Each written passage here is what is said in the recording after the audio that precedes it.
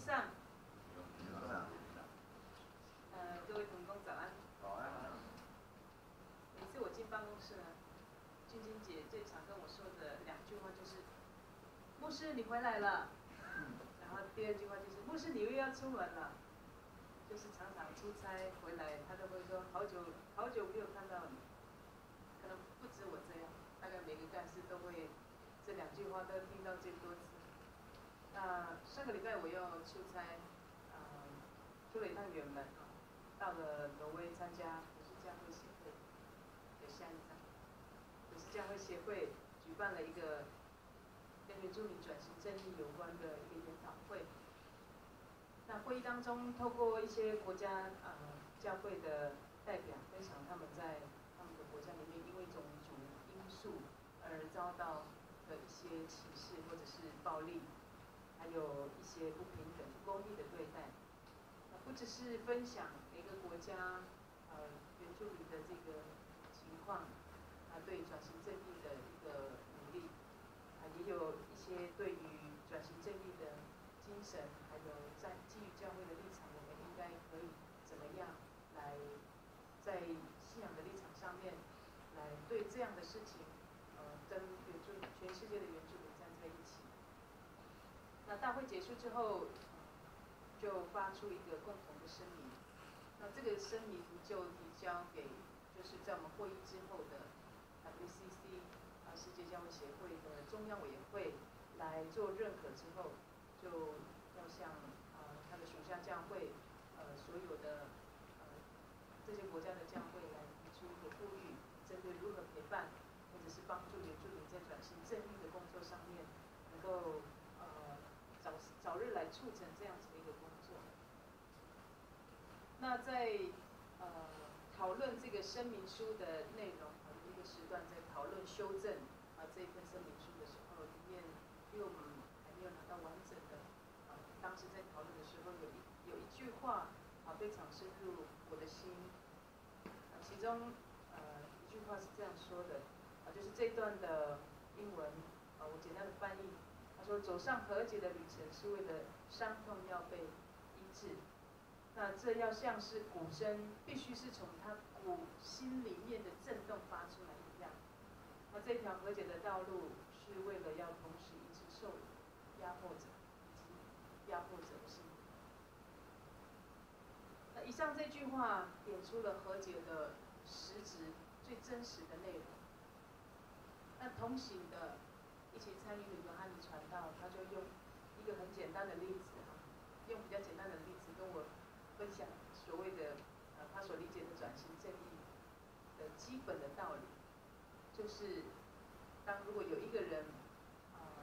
不小心打断了你一条腿，那对方有一天用很诚恳的态度语言跟你道歉，并且告诉你说：“哎呀，对不起，我真的不是故意的，不小心把你的腿打断了，所以请你原谅我。”那如果只是这样子的一个不小心，请你原谅我，就不是我们所追求的所谓转型正义的精神。悔改跟圣免都必须要真实的出自于内心的震动改变。那悔改所得到的圣免不是廉价的恩典，悔改悔改的行动必须是付出该偿还的代价。这跟耶稣的教导没有冲突。恩典可以领受，但是悔改之后必定有一些从心里面发出来的行动，那是会带着一些愿意偿还、愿意补偿、愿意奉献、愿意摆上的一种心情。所以请求原谅跟道歉，其实算起来都是表面的呈现，但是实质的悔改是真心的愿意，从心里面自己愿意付出那个代价。就像我们今天在马太福音第7章所读耶稣的比喻里面，这些只在表面上所做的一切都经不起考验。主耶稣教导我们，表面的建立是很容易的，但是也很脆弱。拥有内在实质的事物，不管要付上多少的代价，这都是必须要做的，因为基础很重要。真正的对的位置，还有对的方式。虽然做起来比较不容易，比较需要花时间，但是也要坚持去做。那今天这个两种根基的比喻，耶稣所说的，有时候我们也称它做盖房子的比喻。不只是故事，我们还听过他的歌，从主日学里面就大家都有记忆的。那这不是一个很难的比喻。盖房子的比喻其实主要的核心兴趣在于劝诫我们听到跟行道的重要，还有一个真实的信仰跟表面的信仰、口头上的信仰、宣告式的信仰的不同。如果经不起考验的信仰，就是只有表面的信仰，只有宣告式的信仰。但是建立在磐石上的信仰，是能够把所领受的真理实践出来，是把一个方向、把一个理想、把一个对自己的期待真实的实践成为行动的，这种信仰的实践。那这样子，这种在磐石上的信仰，无论经过什么样的挑战或经验，都不容易被胜过。这是真正的信仰。但是，除非这样的信仰能够真正深入到内心、观念，能够真正深入到想法跟意志力，除非这样的信仰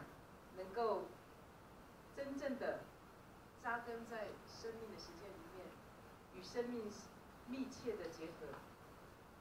才有可能存在。这样的信仰不只是一种习惯而已，习惯我遇到什么事情我会做出什么样的反应，而是每一次都出自于真正的理性跟信仰的反省，去做出每一个决定。这样的信仰就是能够与主同行的信仰。不仅仅是我们能够在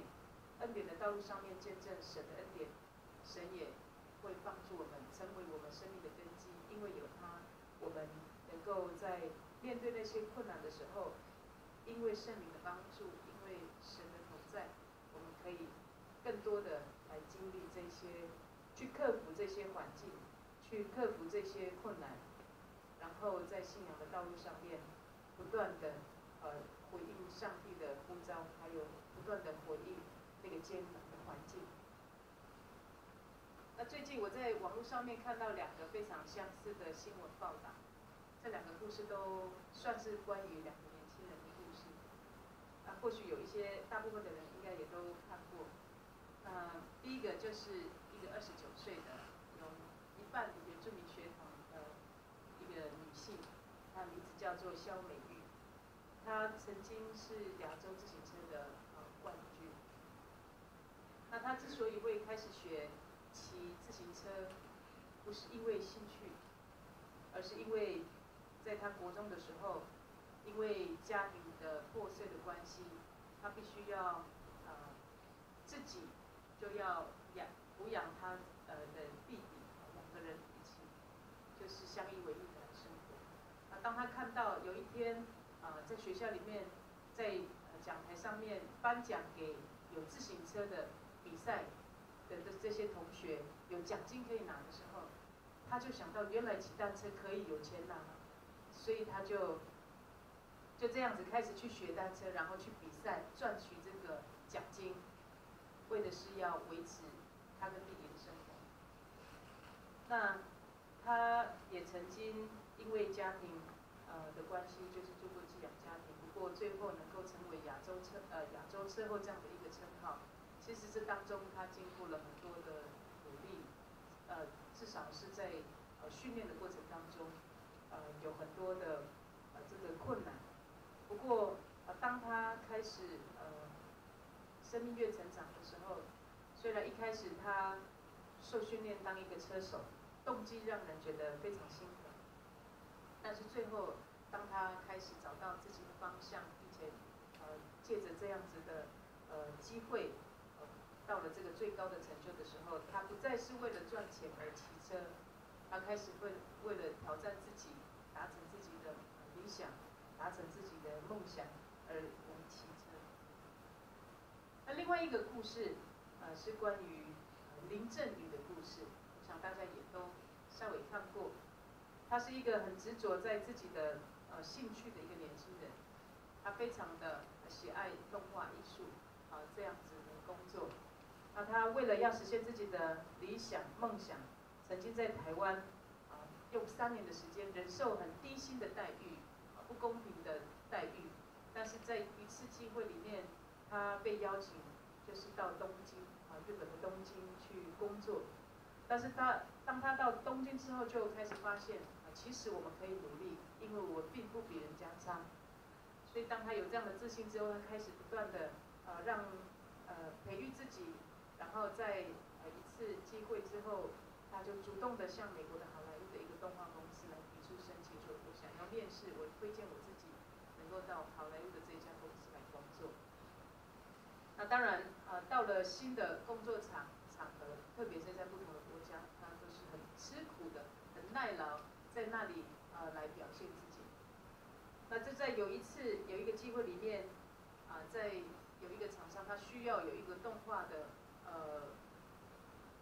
必须有一个要制作动画的电影，但是那个时间上还有在技术上非常的不太可能完成，所以很多人都不愿意接这个工作。但是这一位台湾的年轻人呢，他就想说这是一个机会，他就把这个机会抓住，然后用最不可能的方式把它完成，而且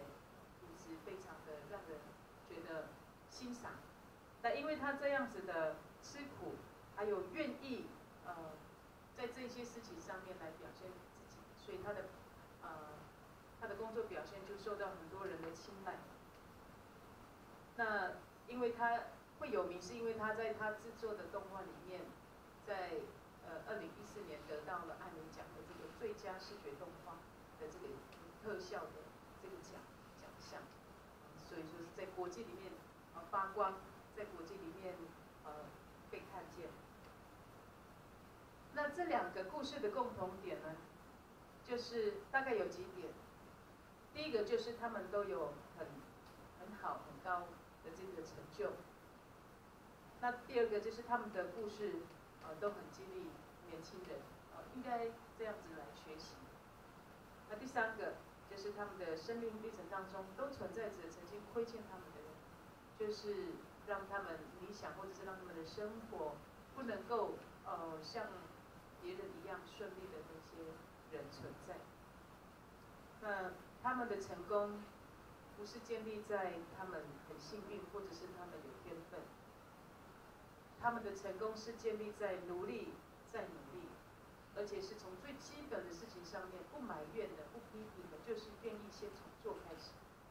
累积起他们的实力，终有一天他们能够配得达到那样的成就，也配得大家对他们的赞赏。那这些从最基本的，从最基本的事情开始，从最小的一件事情开始累积，那是需要花时间，是需要花体力，花一些代价，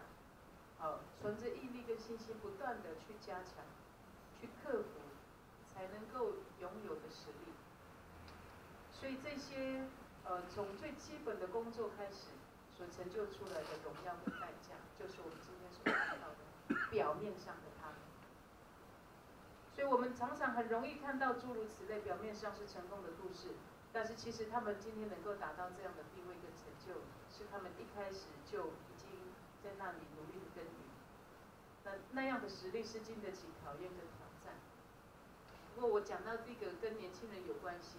是因为特别是刚才林振宇的故事，当他的报道出来的时候，其实那个焦点好像都放在就是说台湾的低薪的这个环境很不善待年轻人所以台湾的这个曾经不欣赏这一位年轻人的，实在是活该放走了这样子的一个人才不过我想这个故事的重点不只是在重点放在台湾的低薪的这个环境，另外一个重点其实他后面也有陈述很多这个年轻人他怎么样真的从吃苦开始，从最基本的事情开始让自己的实力慢慢的累积。所以建立表面的工作真的是比较省力，也很轻松，而且很容易就可以得到掌声，但是经不起考验。就好像最近的桃园机场在淹水的事件，然后发现在这个整个验收的过程里面，其实是为了要讨大家的掌声，要顺大家的意思，所以就偷工减料，没有很认真的去查核，去检验每一个施工的地方，所以一遇到下雨，马上就露出马脚。所以说要做表面的工作，让大家看到，马上就可以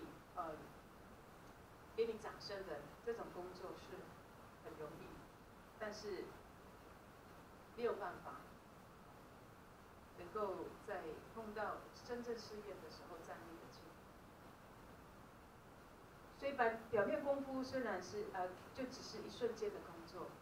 那根基的工作呢，却是需要花时间从地表来深入它的内在，也需要更多的力量、成本跟时间来建造。其实房子建造在磐石上的意义，在于说它必须要能够靠这个根基稳立在那里。如果它只是像建造在沙土上面，只是把一栋房子一些建材放在上面而已，那就没有什么分别。那但是因为建在磐石上，它必须是要跟这个磐石结合在一起的时候，就要有更多的工程，有更多深入到那个坚硬的地表底下，让它稳固在那里。所以房子可以靠这个根基稳固，房子可以跟磐石紧紧的结合，这个必须是一个比起造在沙土上面的房子更需要时间的一件事情。那做表面功夫并不安全，根基的工作能够带来长久的幸福跟安定。